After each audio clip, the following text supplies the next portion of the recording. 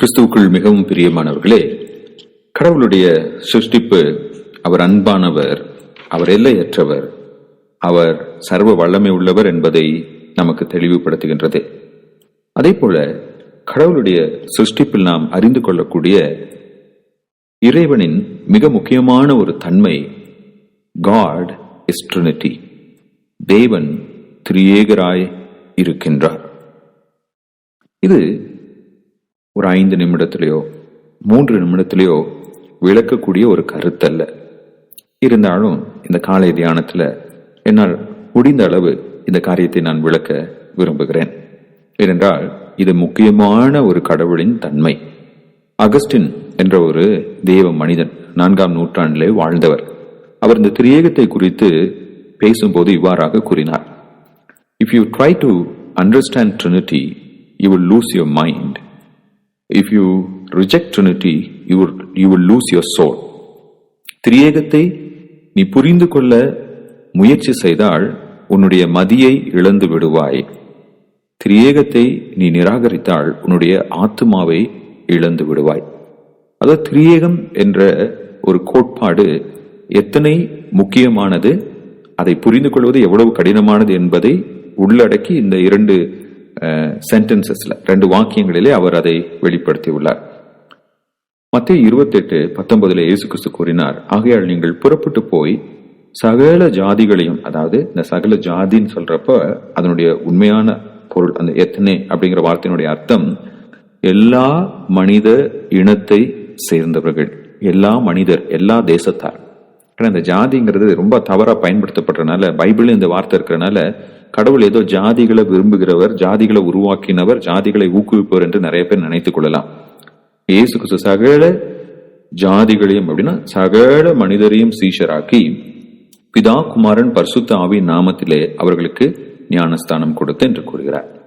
இப்ப இயேசு கிறிஸ்துனுடைய இந்த பிரதான கட்டளையிலே பிதா குமாரன் பரிசுத்த ஆவி. திரியேகம் என்றால் நாம் வழிபடும் கடவுள் ஒருவரே.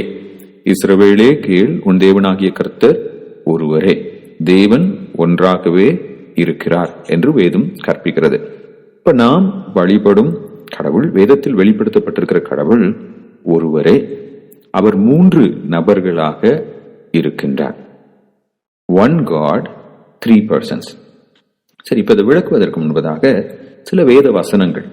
மத்தேயு 3ஆம் அதிகாரம் 16-17 இயேசு கிறிஸ்துவானவர் ஞானஸ்தானம் எடுத்து யோர்தான் நதியிலிருந்து வெளியே வந்தபோது குமாரனாகிய கிறிஸ்துவானவர் சரீர பிரகாரமாக இருக்கிறத பார்க்கிறோம். பரிசுத்த ஆவியானவர் புறாவை போல் அவர் மீது இறங்கி வந்தார் என்று வேதம் சொல்கிறது. வானத்திலிருந்து ஒரு சத்தம், இவர் என்னுடைய நேச குமாரன். பிதாவினுடைய சத்தம்.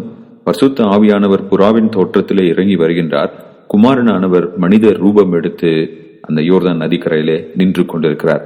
திரியேகத்தை நாம் மூவர் ஒன்றான தேவனை ஒரே இடத்திலே பார்க்க முடிகிறது.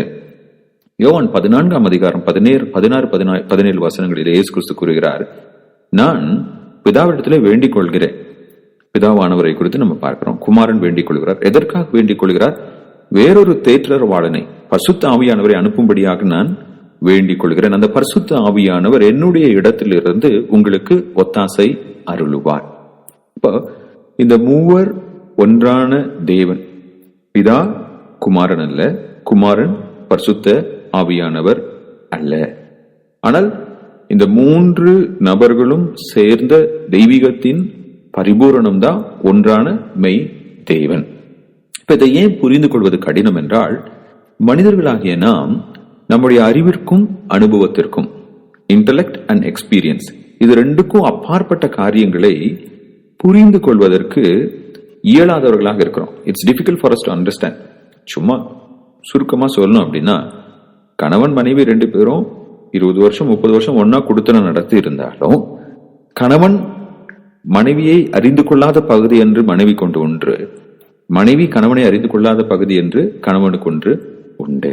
அப்ப நம்ம கூட 24 மணி நேரம் இருக்கிற நபர்களையே நம்மளால முழுமையாக புரிந்து கொள்ள முடியவில்லை என்றால், நமக்கு அப்பாற்பட்டு, நம்முடைய அறிவிற்கும் அனுபவத்திற்கும் அப்பாற்பட்டு இருக்கின்ற ஒரு கடவுளை முழுமையாக நம்ம புரிந்து கொள்ள முடியாது. ஆனா அதே சமயம் இதை நம்ம நிராகரிக்கவும் கூடாது. இப்ப புதிய ஏற்பாட்டுல பிதா குமாரன் பரிசுத்த ஆவின்னு இருக்கீங்களே, பழைய ஏற்பாட்டுல எப்படிங்க இருந்தது? பழைய ஏற்பாட்டுல யெகோவா, யெகோவாவின் தூதனானவர், யெகோவாவின் ஆவியானவர் என்று யெகோவா பிதாவை குறிக்கிறது. யெகோவாவின் தூதனானவர் என்பது இயேசு கிறிஸ்துவை குறிக்கிறது. யெகோவாவின் ஆவியானவர் என்பது பரிசுத்த ஆவியை குறிக்கிறது. மனிதனுடைய ரட்சிப்பை நம்ம எடுத்துக்கொள்ளலாம். பிதா ரட்சிப்பை திட்டமிடுகிறார். குமாரன் மனிதனுடைய ரட்சிப்பிற்காக தன்னுடைய ஜீவனை கொடுக்கின்றார். பரிசுத்த ஆவியானவர் குமாரனை விசுவாசிக்கும்படியான ஆற்றலை நமக்கு அருளுகிறவராக இருக்கிறார். அப்ப ரட்சிப்புல மூவர் ஒன்றான தேவனை நம்ம பார்க்கிறோம். சிருஷ்டிப்பு, ஆதியிலே தேவன் வானத்தையும் பூமியும் சிருஷ்டித்தார் என்று நம்ம பார்க்கிறோம். அங்கே பரிசுத்த ஆவியானவர் ஜலத்தின் மேல் அசைவாடி கொண்டிருந்தார். அப்ப ஒழுங்கின்மையாய் இருந்த பூமி, வெறுமையாய் இருந்த பூமி ஒரு சிறப்பான அழகான படைப்புயிராக மாறுகிறது. அதே போல கொலோசியர் 1:16-17 வசனங்களிலே எல்லாம் கிறிஸ்துவுக்குள்ளாகவும் கிறிஸ்துவின் மூலமாகவும் கிறிஸ்துவுக்காகவும் சிருஷ்டிக்கப்பட்டது. ரட்சிப்புல திரியேக தேவனை பார்க்கிறோம். சிருஷ்டிப்புல நம்ம திரியேக தேவனை நாம் பார்க்கின்றோம். இந்த திரியேக தேவன் எப்போதும் செயல்படுகிறவராகவே இருக்கின்றார். இந்த திரியேகத்தின் மூலமாக நம்ம கற்றுக்கொள்கிறது சில முக்கியமான பாடங்கள். ஒண்ணு, சில காரியங்களை நாம் முழுமையாக புரிந்து கொள்ளாவிட்டாலும் அவைகளை நாம் ஏற்றுக்கொண்டுதான் ஆக வேண்டும். எப்படி என்னுடைய மனைவிய முழுவதுமாக என்னால் புரிந்து கொள்ள முடியலனாலும் அவள் என்னுடைய மனைவி என்று ஏற்றுக்கொண்டு அவளோடு நான் வாழ்கின்றேனோ, அதே போலதான் கடவுளை என்னுடைய சிறிய அறிவினால், சின்ன புத்தியினால முழுசா புரிந்து கொள்ள முடியவில்லை என்றாலும் அவர் தன்னை எனக்கு வெளிப்படுத்தியிருக்கிறார். அந்த உண்மையுள்ள தேவனுடைய சத்தியத்தை நான் நம்புவேன். அடுத்ததாக, சில காரியங்கள் நம்முடைய அறிவிற்கு அப்பாற்பட்டது, அதையும் நம்ம ஒத்துக்கணும். ஒரு முறை நான் என்னுடைய காரை மெக்கானிக் கிட்ட கொண்டு போனேன். அப்ப அவரு அந்த ரிப்பேர் என்னங்க ஆச்சு அப்படின்னு சொல்லி கொடுத்தேன்னா, அது எப்படி ரிப்பேர் ஆச்சுன்னு எனக்கு விளக்க முயற்சித்தார். என்னால அதை புரிஞ்சுக்கவே முடியல. கடைசியா நான் அவர்கிட்ட சொன்னேன், சார் இதெல்லாம் எனக்கு புரிஞ்சுக்கவே முடியல, பட் இந்த காருக்கு எது நல்லதுன்னு உங்களுக்கு தெரியும், அந்த ரிப்பேரை நீங்க பண்ணுங்க. சாதாரண நம்ம ஓட்டுற வாகனத்தை நம்மளால முழுமையாக புரிந்து கொள்ள முடியவில்லை. நம்ம கூட இருக்கிற வாழ்க்கை துணையை நம்மளால முழுமையாக புரிந்து கொள்ள முடியவில்லை. கடவுளை நாம் முழுமையாக புரிந்து கொள்வது கடினம் என்பதை நம்ம ஏற்றுக்கொண்டு அவரை விசுவாசிக்க வேண்டும். அதே போல உண்மை நாம் ஏற்றுக்கொண்டாலும் விசுவாசித்தாலும், ஏற்றுக்கொள்ளாமல் போனாலும் விசுவாசியாமல் போனாலும் உண்மை உண்மைதான், சத்தியம் சத்தியம்தான். கடவுள் திரியேகங்கிறதை யாராலையும் மாற்ற முடியாது. அதுதான் அவருடைய தன்மை. இது அவருடைய முழுமையை நமக்கு காண்பிக்கிறது. ஒரே கடவுள் நமக்கு உண்டு, ஒன்றான மெய் தேவன்.